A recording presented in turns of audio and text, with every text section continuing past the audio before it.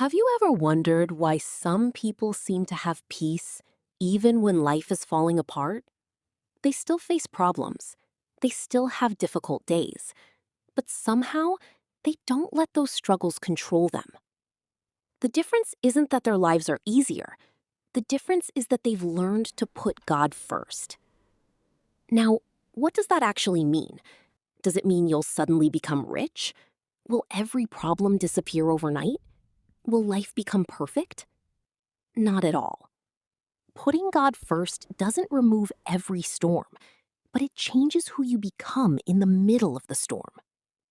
Imagine waking up every morning with your phone already buzzing.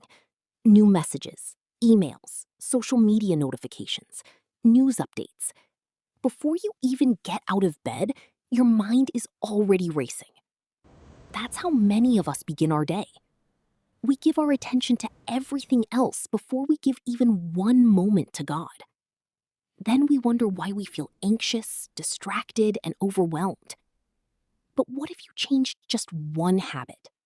Instead of reaching for your phone first, imagine reaching for your Bible. Instead of immediately worrying about today's problems, imagine beginning with prayer. It doesn't have to be an hour long. Even 5 or 10 quiet minutes can completely change the direction of your day. Those moments remind you that you're not facing life alone. God is already with you. As you spend time reading His Word, your heart begins to slow down. Your thoughts become clearer. Your worries don't instantly disappear, but they no longer control you. That's the first thing that happens when you put God first. You find peace. Not the kind of peace that depends on everything going well, but a peace that stays, even when life doesn't. The next thing that changes is your priorities. Without realizing it, we often spend our energy chasing things that don't really satisfy us. We chase success. We chase money. We chase approval from other people. We chase popularity online. And every time we reach one goal, another one appears. It's exhausting. But when God becomes your first priority, something amazing happens. You begin asking different questions.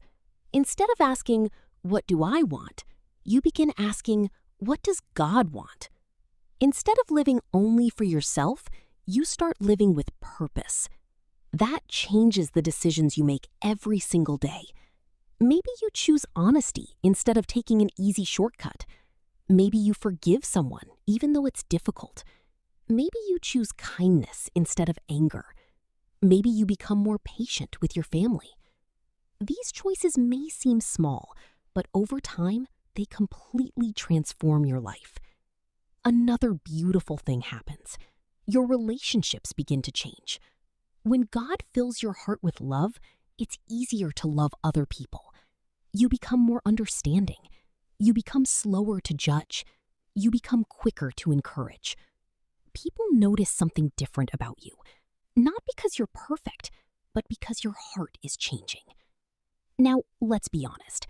Putting God first doesn't mean life suddenly becomes easy. You'll still have bad days. You'll still experience disappointment.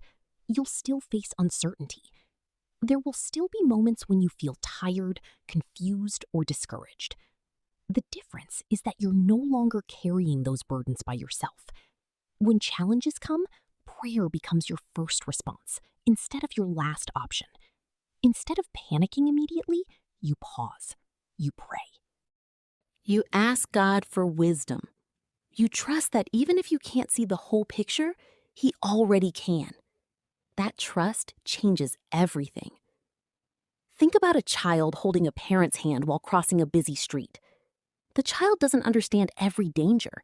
They don't know how traffic works, but they feel safe because they trust the one leading them. That's what walking with God is like. You may not know what tomorrow holds, but you know who holds tomorrow, and that gives you confidence to keep moving forward. There will also be times when you face difficult decisions.